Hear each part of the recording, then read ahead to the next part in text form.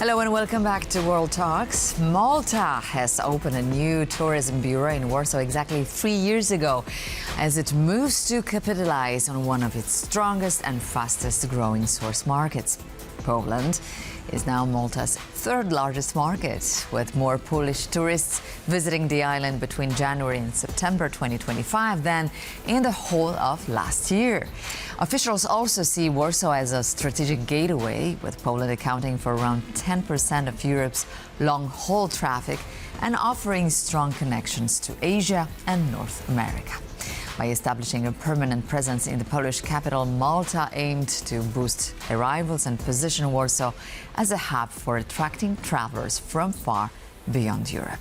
Joining me now is Mary Attard, Director, Regional Office of the Malta Tourism Authority. Good morning, sir, and thank you for coming here to the studio. Good morning, Anna. Thank you for the invitation, and it's nice to be here with the studios of the TVP World on a very cold Saturday morning in Warsaw. Exactly. Cold and grey, as we noticed. Yeah, right. So what strategic consideration led Malta to open this bureau here in Warsaw specifically 3 years ago? Exactly, yes. We knew that our tourism authority falls under the responsibility of the Ministry for Tourism, and we knew that the Polish economy was going to grow. Actually, our plans were to open in 2020, but unfortunately COVID stopped us. But we didn't lose heart. We continued to press, and we opened the office 3 years ago because we knew that Warsaw is the main hub, as you mentioned, to be present, to have your own office, your own man based in one of the top cities. Besides Poland, I'm also responsible for Hungary and also the Baltic states. So Warsaw is the right place to be. We were successful because we based our strategy in 3 key pillars. Business development. I traveled all across Poland, making contacts and agreements with new tour operators that weren't selling Malta before. I'm happy to say that today the big Polish tour operators and agents sell the Maltese island.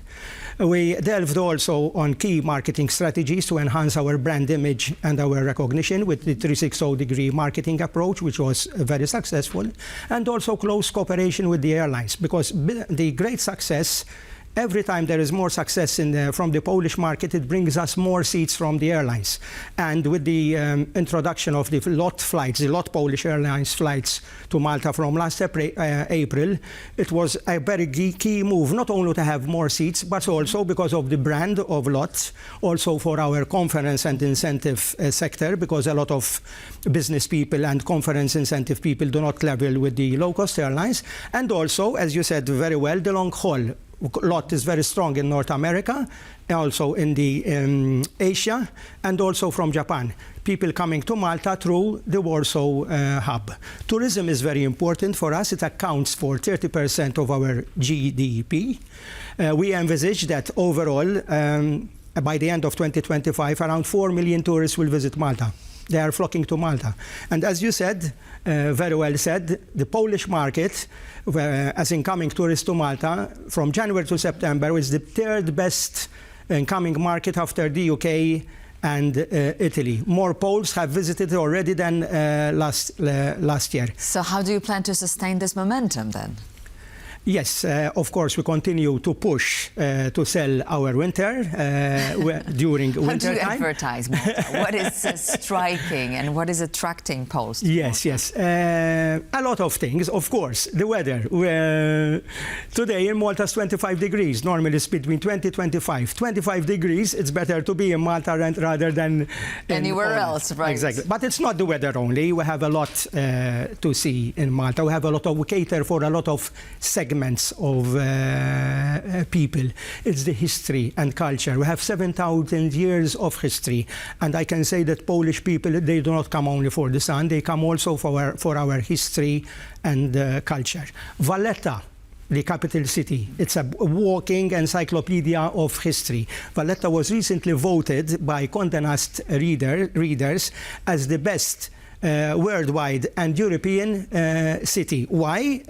They voted on that not just blindly, but with their experience in both Valletta and Malta. We have the oldest temples in the world. There are Nidra temples in Malta and the Gigantea and Gozo and the Hypogeum.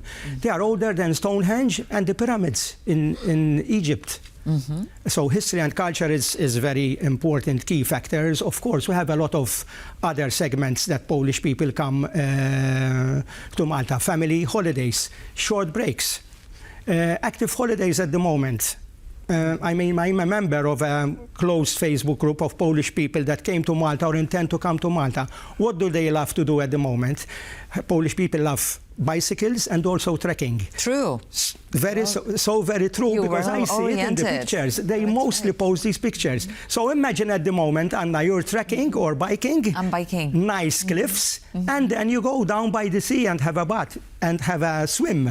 You will not find that anywhere, that whilst you're trekking, you just go down the cliff and you're on a nice beach. We have 12 blue flag beaches. We don't have the big beaches like in Spain or other countries, but the beaches that we have are with very clean water, and as I said, blue flag beaches. We have very good English language schools. Around 100,000 people, and not only students, even professionals, come to Malta to learn English. We have the best schools in the Mediterranean, and also the safety aspect is very important also.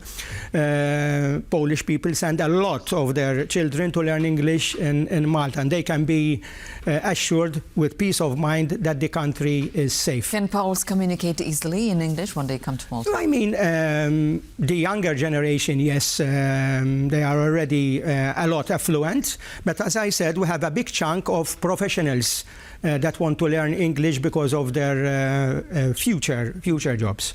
Another segment is important, is screen tourism. We call it we had a big productions in Malta, like Troy, Game of Thrones. We still have people coming to see the locations for Game of Thrones. And recently we had the filming in Malta, the production in Malta of Gladiator 2. We had the big artist over there, Denzel Washington, Pedro Pascal.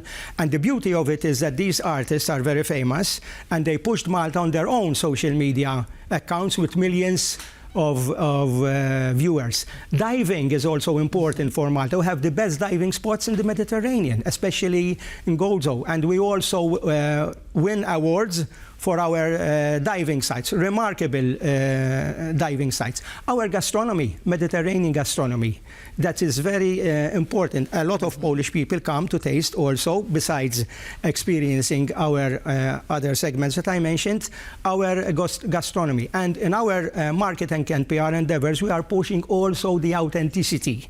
Last May, for example, I brought 2 great Polish influencers and artists, and they wanted to taste the authenticity of the island, mingling with the locals. How?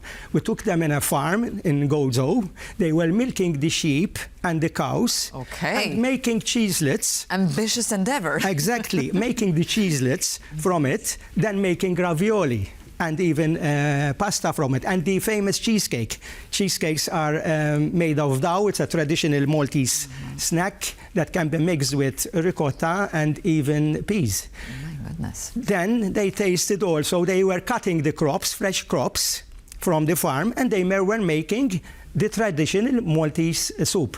That is what we call today luxury, because people want to depart from their usual setup and mingle with the locals. We offer this great authenticity. From all-inclusive, and we go to the local festivities and local tradition, local flavors. Now, brilliant. I understand that Poles have a lot to appreciate in Malta, but you've highlighted Warsaw as a potential hub for long-haul markets. How does your office here plan to use Poland's 10% share of Europe's long-haul routes to increase the... It's very important, as I said, because we will base that mostly on the lot operations.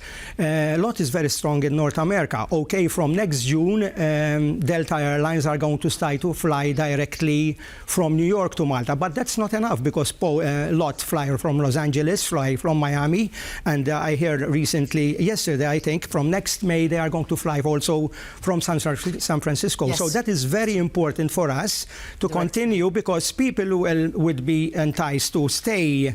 Even Lot is pushing this element of staying in a staycation in Warsaw and then moving to another European country. So that's very important for us. Then there is the Asia. lot flights to a lot of points in Asia and even to Japan. So that brings us more connectivity, more higher spending people.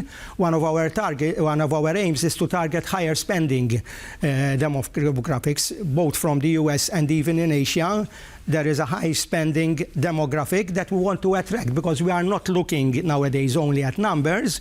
We are also looking to match that with the spend. And as a Polish market, we were successful because in these first 9 months, besides having 50% more Polish people visiting Malta, Polish tourists in Malta in the first 9 months of this year have spent 50% more than last year, which is around 218 million injected in our economy, only from Polish tourists, which means, again, that we are being successful in targeting higher spending demographics. Absolutely. So, yeah, I understand this strategy of targeting tourism, but as you mentioned, this route from California, Warsaw to La Valletta, for instance, California, as we know, it's not only Hollywood, but it's also Silicon Valley. So are there any plans also to appeal not just to holiday makers, but also to students or to maybe business travelers for the region? Exactly as I mentioned before in my introduction, when LOT started their flight operations for weekly flights to Malta,